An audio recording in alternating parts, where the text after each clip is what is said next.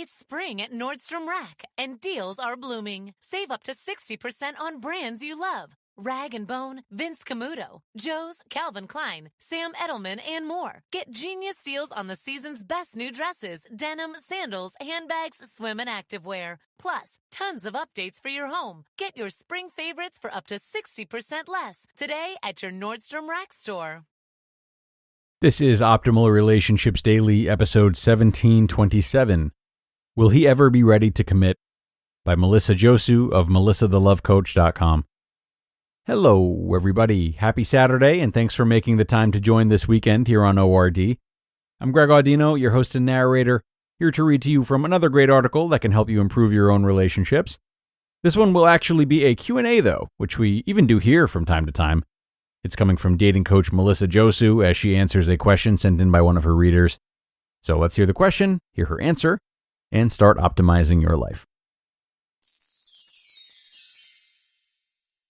Will He Ever Be Ready to Commit?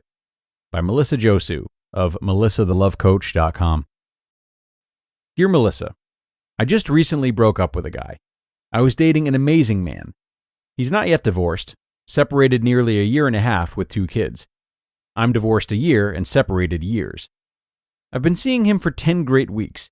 He's become distant and has said that he's not ready for a commitment. I've totally fallen in love with him and I'm devastated. Will he change his mind? I don't think he will, as he said he wanted to remain my friend. I'm also thinking that it's me he doesn't really want to be with. Heartbroken. Dear Heartbroken, thanks for reaching out. I really feel you. It's hard when you're in love with someone and they don't feel the same way back. What is commitment in dating and relationships?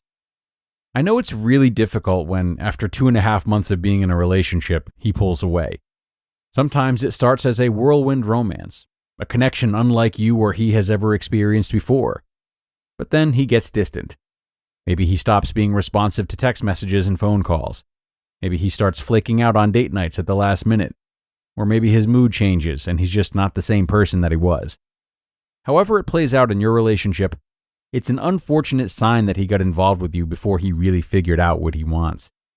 Or maybe he does know what he wants, but he doesn't know how or was scared to communicate it in a way that is really honest and forthcoming about what his intentions were.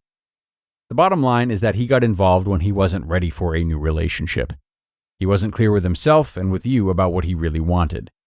He eventually decided that he doesn't want to be in a committed relationship at this time. At the end of the day, commitment is a choice. And it comes with a very clear attitude and actions. It's the decision to be all in. And it's a decision that arrives only when there's been a lot of conscious forethought. We don't typically decide to commit to someone without really thinking it through and getting really clear if that's the right path for us.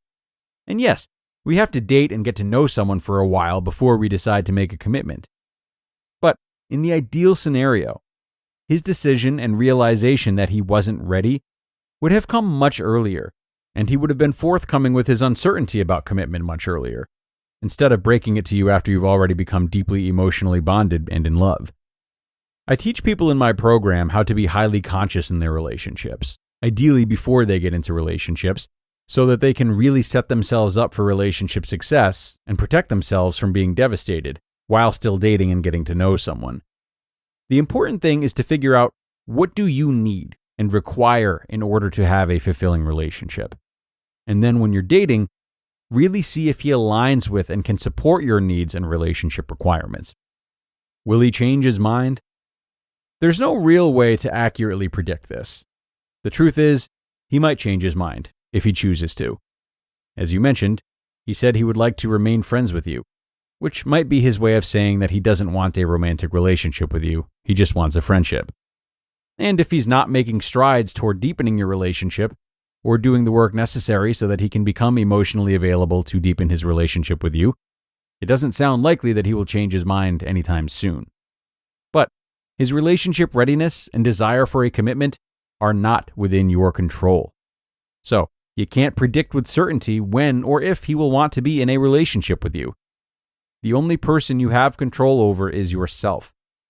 But wondering and hoping if he'll change his mind can really do a number on your self-esteem and your spirit, because you can't control the outcome, and it can lead to feeling hopeless and disempowered. Whenever we base our success on something outside of our own inner resources, on something that we cannot control, we set ourselves up for failure. So, I would encourage you during this time of feeling heartbroken to turn inward and focus on you, and tune into what love and nourishment you can give to yourself. It's okay to feel sad. It's okay to feel loss. These are all normal feelings when we're heartbroken. But don't blame yourself in the least for the choices that he made. If he's choosing not to be in a romantic relationship with you, it can be really easy to blame yourself for not doing or not being something that might have gotten him to stay. And then sometimes, if you let it, your mind can mistakenly interpret his choice to mean something about who you are as a person or your worthiness to be loved. It's a huge trap, because just like when we're waiting for someone to change, when we start to blame ourselves for the behavior and choices of other people, we erode our sense of self and our sense of power. We end up letting other people determine our worthiness for love. Why this breakup feels so devastating and what to do now. I notice you use some really strong words. Totally in love, devastated, heartbroken. I've been there, loving someone so much that when they didn't love me back, I felt absolutely crushed. And it made me crazy for a while. It was hard to crawl out of. I've wondered why some people bounce back from breakups while others really struggle with the pain. Often, it's the difference between love and attachment. A breakup can feel particularly devastating for some people because they not only feel like they're losing a boyfriend, but they also feel like they're losing part of themselves. It wasn't until I really started working on myself and studying relationships that I realized, in retrospect, that my pain and my struggle with getting over him was in large part due to an unhealthy attachment to the relationship. So, I would encourage you to ask yourself, what about this breakup is particularly painful and devastating? What thoughts are coming up? Journaling is great for this kind of self-reflection. And also ask yourself, what do you need in order to heal? And then finally, what do you need in order to feel nurtured and empowered? You just listened to the post titled, Will He Ever Be Ready to Commit? By Melissa Josue of melissathelovecoach.com.